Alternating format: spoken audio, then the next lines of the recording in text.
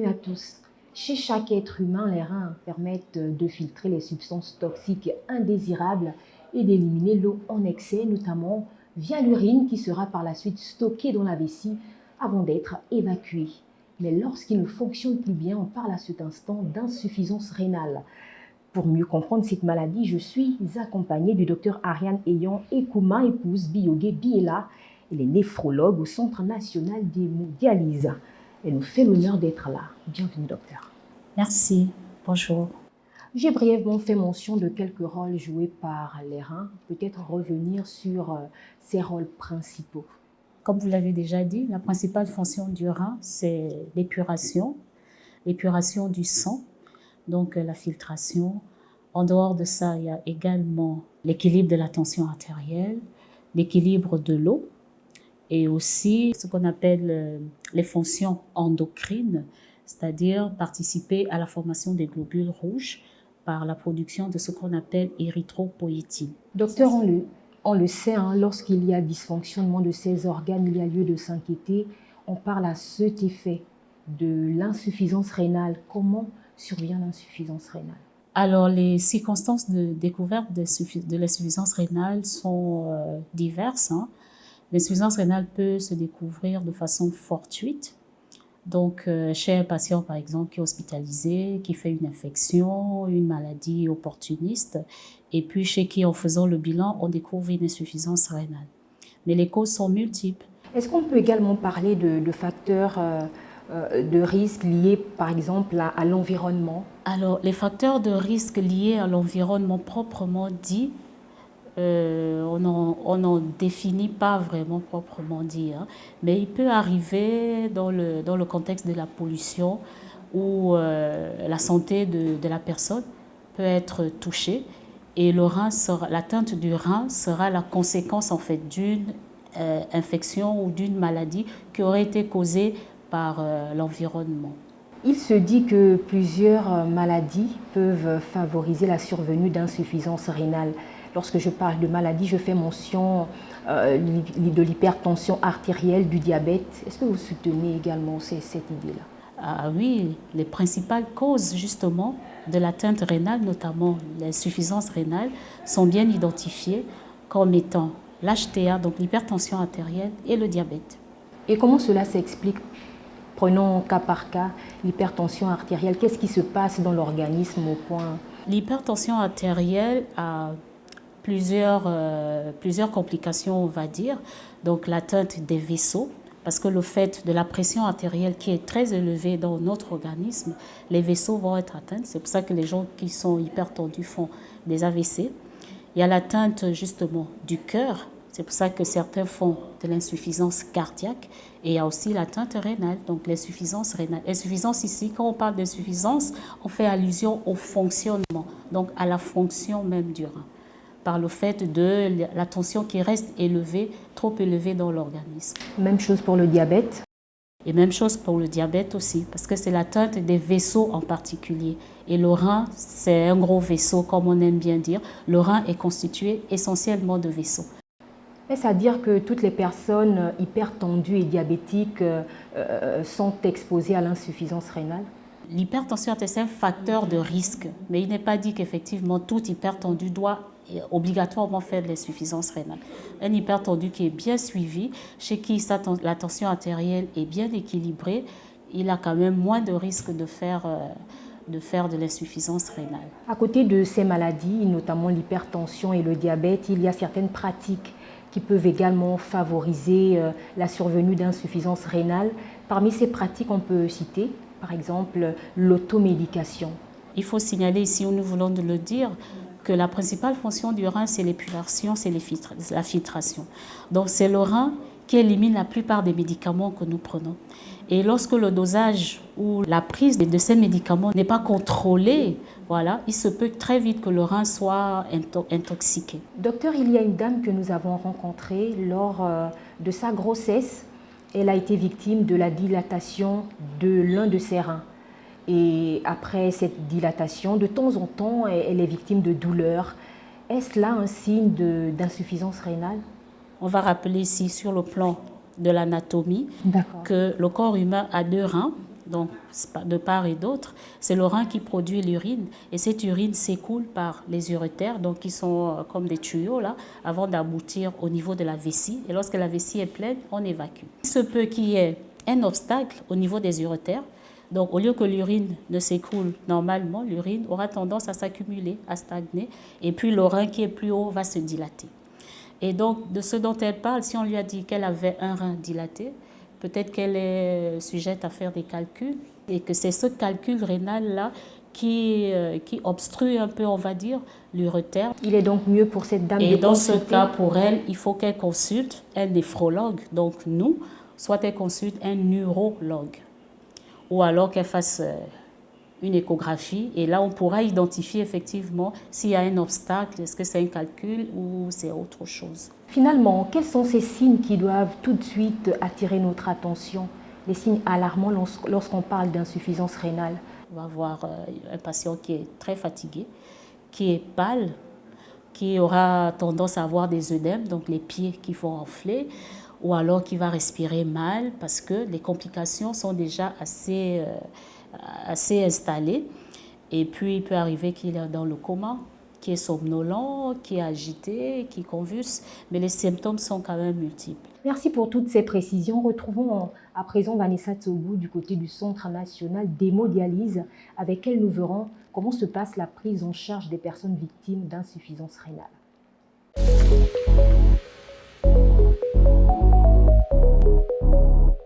Sabrina, c'est au cœur du centre hospitalier de Libreville que l'immersion d'Instant Santé poursuit son aventure, ici au sein du Centre national d'hémodialyse. Avec le docteur Tania Bourobou, épouse Moudungani, qui est chef de département médico-technique ici au centre, nous parcourrons le circuit suivi par un patient atteint d'insuffisance rénale. Bonjour docteur. Bonjour Vanessa. Et merci d'être avec nous. Je vous remercie.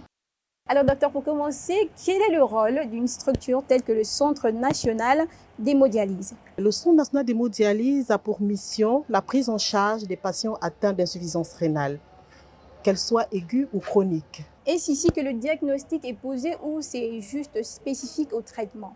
Le diagnostic peut être posé ici, comme il peut aussi être posé ailleurs.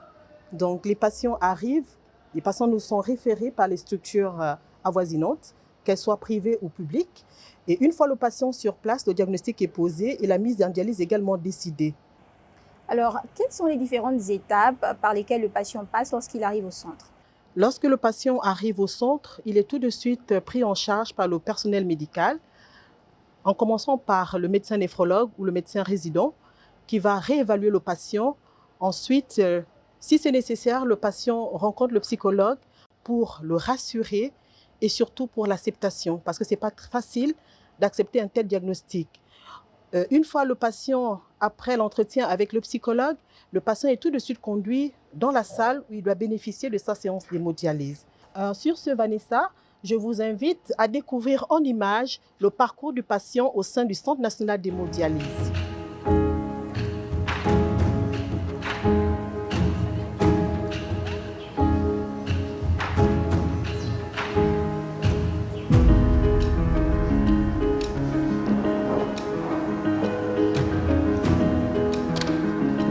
Alors, Vanessa, bonjour Madame Loma.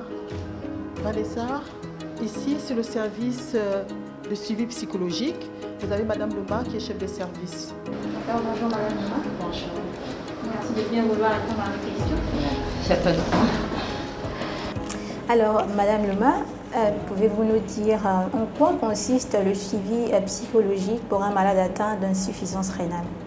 En ce qui concerne le patient hémodialysé, le suivi le plus souvent lorsqu'ils viennent, nous nous entretenons avec eux. C'est-à-dire, nous allons faire dans le suivi et l'accompagnement du patient. Et premièrement, nous allons aider le patient, bien sûr, à mieux prendre en charge son traitement. Et dans ce suivi, nous allons procéder à l'éducation thérapeutique. L'éducation thérapeutique consiste à quoi? Je prends l'exemple d'un patient qui arrive le matin au chevet. Nous allons regarder le paramétrage, notamment la prise de poids interdialytique, Nous allons regarder également la tension artérielle et tous les éléments qui tournent autour de l'aspect clinique. J'ai parlé de prise de poids interdialytique. J'entends par là la prise de poids que le patient aura entre 2 séances de dialyse. Parce que normalement, pour une personne, on ne peut pas prendre 2 kilos, 3 kilos en un jour. Donc, cette éducation thérapeutique sera bien sûr à visée de sensibilisation, de telle sorte que ceux derniers prennent conscience, par exemple, pour ceux qui n'ont plus une diurèse conservée, c'est-à-dire ceux qui urinent plus abondamment, les emmener à comprendre que la consommation de liquide à long terme peut être dangereux pour leur santé. Et à quelle fréquence doit-il vous rencontrer? Est-ce que c'est à chaque fois qu'il vient au centre ou bien il y a d'autres...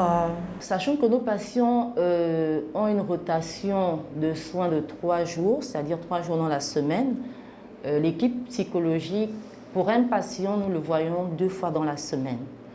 Nous pouvons le voir en début de semaine et nous allons également le voir en fin de semaine.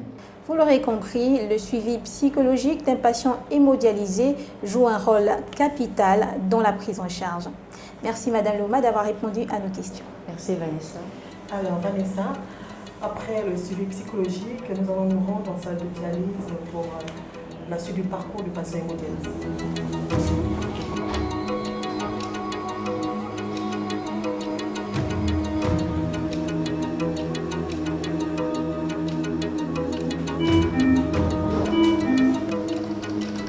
Bonjour. Alors Vanessa, ici nous nous trouvons dans l'une des salles de dialyse du centre national d'hémodialyse. Vous avez M. Triffen, qui est notre patient hémodialysé depuis environ 13 ans. Et vous avez là M. Ntuntum, notre infirmier, qui va dans un instant vous faire le déroulé de la séance, c'est-à-dire le traitement qu'est l'hémodialyse. Alors M. Ntuntum, dites-nous en quoi consiste l'hémodialyse? Merci madame. L'hémodialyse, c'est une technique d'épuration du sang de manière simple. Cette technique-là s'exécute en 3 pôles. D'un côté, nous avons le patient, la machine, c'est-à-dire le générateur de dialyse, et l'infirmier. Alors, en dehors du dialyseur, qu'est-ce qui permet réellement de purifier le sang? Les échanges se font entre 2 liquides. D'un côté, il y a le sang du patient, dans lequel il se trouve des toxines, et de l'autre côté, il y a ce que nous appelons le dialysat. Et l'eau qui revient purifier au niveau de la salle d'eau, de manière à ce que les échanges, notamment les toxines, puissent partir du milieu sanguin et se retrouver dans le dialysat et être par la suite évacués. Et de façon plus pratique, nous voulons voir comment est-ce que vous effectuez le assister à un branchement, vous apprêtez la machine avant qu'il n'arrive et une fois que le patient est entre nos mains, nous devons prendre les paramètres. Triffen, s'il te plaît, nous allons prendre le poids. Donc cette fois-ci, nous allons prendre la tension artérielle. Il a un poids sec de 38, mais il est venu avec 37, ce qui veut dire qu'il n'a pas pris de poids entre les dialyses. Et quand c'est comme ça, on ne programme rien, on programme juste la quantité qui sera nécessaire pour faire la restitution de son sang à la fin de la séance. Donc au niveau de la machine, je programme 500 cc de sérum pour une durée de 4 heures. Au niveau de la machine, elle est apprêtée. Il est maintenant question de faire la ponction pour pouvoir réaliser la connexion entre patient et machine. On y va. Okay.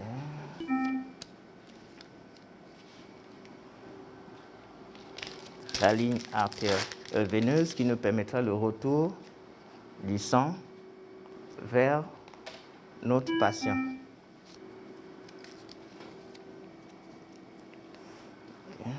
Il est toujours important de vérifier si effectivement nous sommes dans la lumière. Ok, c'est bon ici.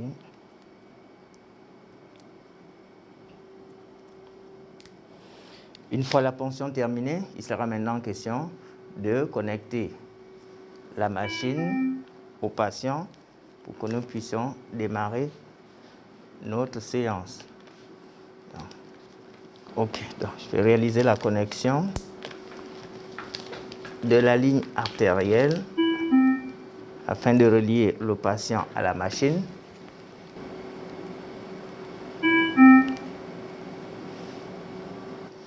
Ok, je vais lancer le démarrage de la pompe et progressivement le sang va chasser le liquide qui est préalablement dans les lignes.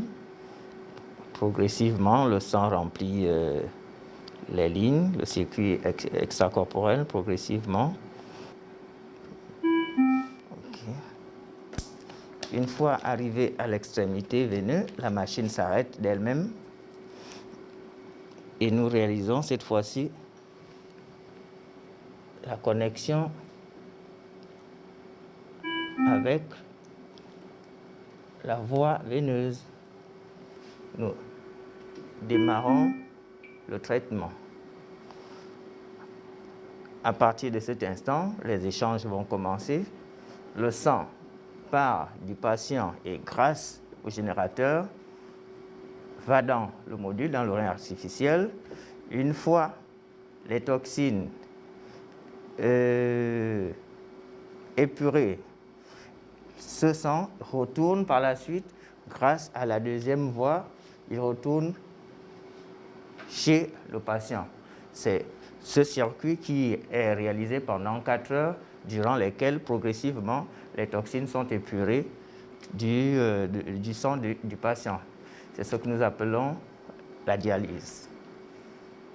En résumé, l'hémodialyse est ce traitement qui permet aux patients dont les reins ne fonctionnent plus normalement de purifier son sang au travers d'un rein artificiel.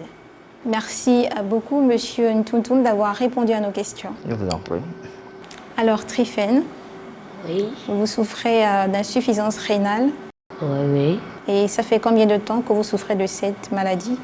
Ça me fait déjà 13 ans que je souffre de cette maladie. Et pour la petite histoire, j'ai commencé à l'âge de 8 ans. J'ai commencé à grossir. Une grosseur qui ne disait pas son nom. Et chez maman m'a emmenée à l'hôpital. Comme on a fait des bilans et on n'a rien trouvé. Et 2 ans plus tard, j'ai commencé à avoir des boutons qui me sortaient partout sur le corps. Et on est encore allé à l'hôpital faire des examens et on n'a rien trouvé, mais je faisais la maladie.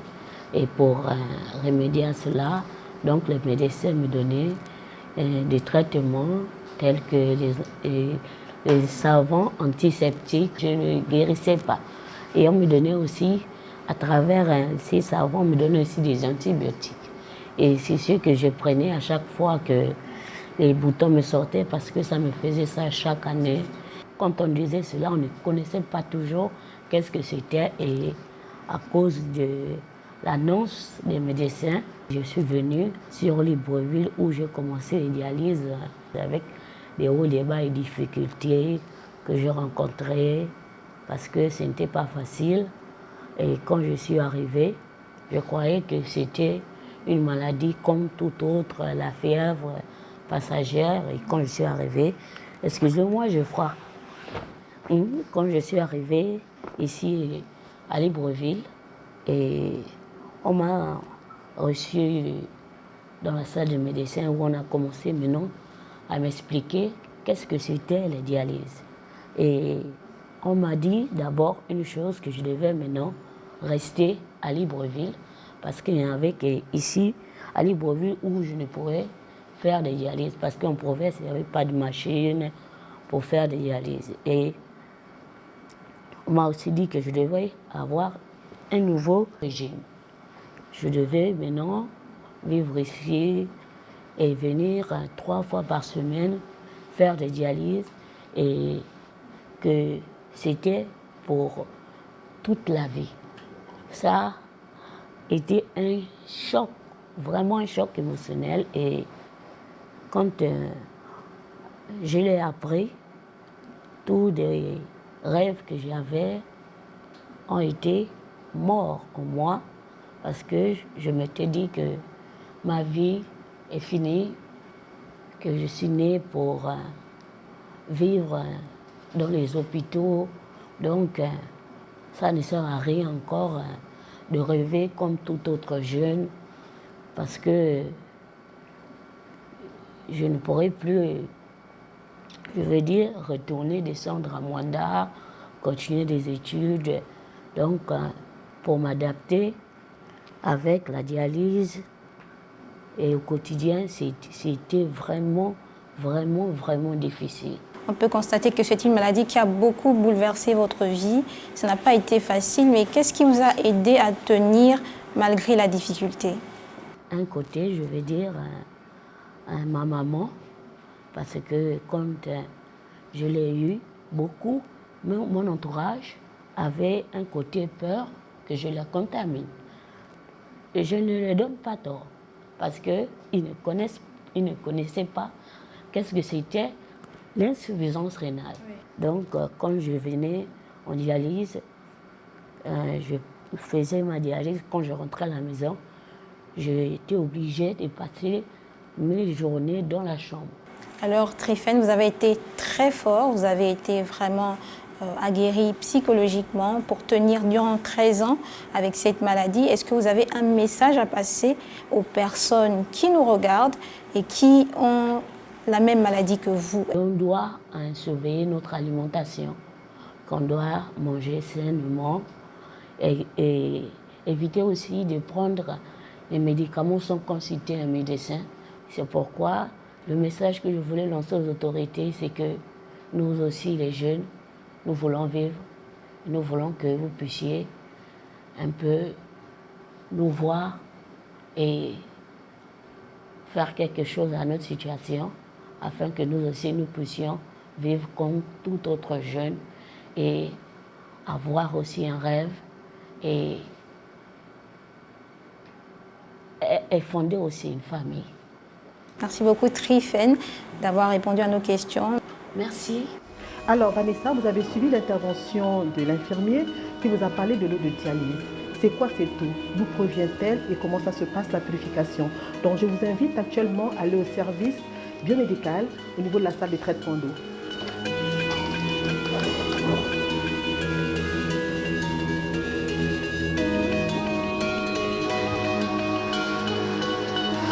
Bonsoir, Monsieur Njami. Voilà, Vanessa, ici nous sommes au service technique, présentement dans la salle de traitement d'eau. Tout à l'heure, en salle de dialyse, on vous a parlé d'une eau pure. Donc, je laisse le soin de M. Njami de vous expliquer comment on obtient cette eau pure-là. Merci de nous recevoir dans cette salle de traitement d'eau. Je vous en prie. Alors, dites-nous en plus comment ça se passe. Ici, l'eau est un élément essentiel dans le traitement des hémodialysés. Sans eau, on ne peut rien faire. Et cette eau doit passer par un traitement, parce que c'est une eau qui doit être pure, selon la norme de la pharmacopée européenne. Et pour qu'elle soit dans la norme, elle a besoin d'être filtrée et passer par une chaîne d'équipement. Et c'est cette chaîne d'équipement qui va dissocier les éléments contenus dans de l'eau pour la rendre pure. Et dans cette salle, vous voyez qu'il y a plusieurs dispositifs. Donc, notamment une bâche, nous sommes sur une bâche d'eau. Vous voyez les cuves, vous voyez les filtres selon leur niveau. Vous voyez des suppresseurs et vous voyez également des adoucisseurs. L'eau doit passer par tous ces éléments avant d'aller dans la salle de dialyse, donc la salle de traitement des patients. Donc, au sortir de cette salle, je vous conduis maintenant dans une salle finale qui est la salle d'osmoseur.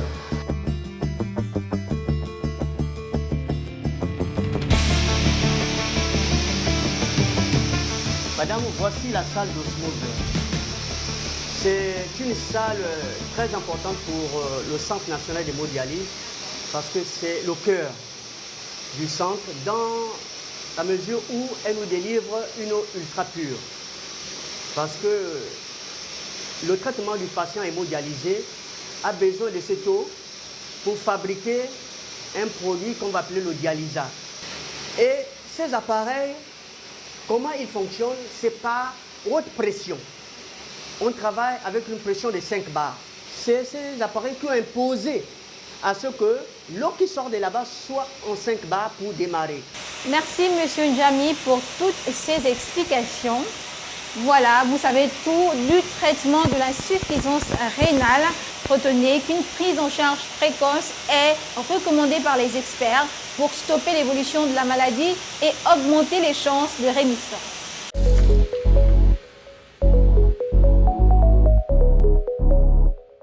Merci Vanessa. Docteur, on se rend bien compte que la prise en charge des personnes victimes d'insuffisance rénale est bien effective au Gabon. Et la bonne nouvelle pour le pays est que cette prise en charge est faite à 100% par la CNAMGS. Le traitement le plus efficace de l'insuffisance rénale chronique terminale, c'est la transplantation rénale. Et dans notre centre, nous faisons de l'hémodialyse et effectivement, l'hémodialyse est prise en charge à 100% par l'assurance maladie, la CNAMGS. Vous parlez de transplantation rénale, est-ce que ça se fait au Gabon? Non, nous n'avons pas encore commencé la transplantation au Gabon, mais c'est en étude. Il y a quand même des cas qui sont dans cette catégorie et qui sont évacués à l'extérieur du pays. Oui, nous avons des patients que nous suivons qui ont bénéficié d'une transplantation rénale à l'étranger, mais que chez qui nous faisons le suivi post-transplantation. Vous parlez là de combien de patients? Nous avons une bonne dizaine quand même. Au Gabon, on le sait, on compte plus de 400 personnes prises en charge à 100% par la CNAMGS. Combien de personnes sont répertoriées ici au Centre national d'hémodialyse? Alors en ce moment, nous avons un effectif de 90 patients. Et la CNAMGS prend en charge effectivement tous les patients, tous les nationaux, les patients gabonais. Et il nous arrive parfois de recevoir un malade qui n'est pas assuré CNAMGS, mais nous avons la possibilité de faire l'immatriculation en urgence. Parce que sans assurance, le patient ne peut pas tenir. Combien ça peut coûter pour cette personne-là qui se présente avec une insuffisance rénale, peut-être pas en phase finale, mais qui n'est pas assurée? La séance de dialyse, on va l'évaluer environ, si je ne me trompe pas, peut-être 140 000 par séance, sachant que le patient doit bénéficier de 3 séances par semaine, parce que ce qui est recommandé, c'est de 10 à 12 heures de séance par semaine. Aujourd'hui, on peut clairement affirmer que le gouvernement est là présent. Il fait tout ce qu'il faut pour mieux accompagner les insuffisants rénaux. Le gouvernement accompagne bien les dialysés. Accompagne les dialysés à travers la CNAMGS, parce qu'il est bien clair que sans assurance maladie, c'est une pathologie qui coûte extrêmement cher, non seulement par la dialyse elle-même, mais aussi tous les médicaments qui accompagnent la dialyse, parce que la dialyse seule ne suffit pas. Il faut aussi des médicaments pour assurer par exemple l'anémie, pour assurer l'équilibre de la tension artérielle, du diabète. Et dans notre centre, nous avons une politique où quand même le centre accompagne nos patients en prenant en charge leurs tickets modérateurs, leurs médicaments. Oui, docteur, selon plusieurs rapports, les maladies rénales qui sont le plus souvent silencieuses peuvent être détectées et leur évolution ralentie, voire stoppée. Quelles sont ces pratiques-là qui permettent de mieux protéger les reins? Le suivi régulier chez son médecin traitant qui fera de façon régulière les bilans, qui pourra, dès qu'il peut diagnostiquer une atteinte rénale, généralement il nous les réfère très rapidement et nous faisons des mesures de protection de cette fonction du rein là, qui reste au patient. Est-ce que pour mieux protéger ces reins, il faudrait également boire beaucoup d'eau?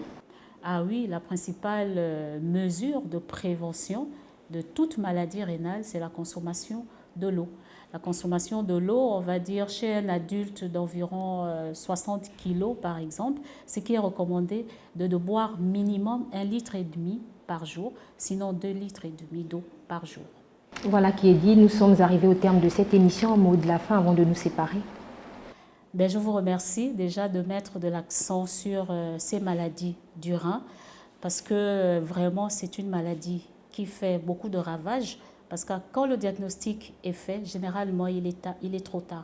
Il est trop tard dans ce sens que la maladie est évoluée au stade d'insuffisance rénale terminale, au point que le patient arrive en dialyse. Chers téléspectateurs, merci de nous avoir suivis. Retenez qu'il faut boire au moins 1,5 litre d'eau par jour. Je rappelle que je recevais sur ce plateau le docteur Ariane Eyong Ekouma, épouse Biyoge Bi-Ela, néphrologue au Centre national d'hémodialyse. À très vite sur Gabon 24.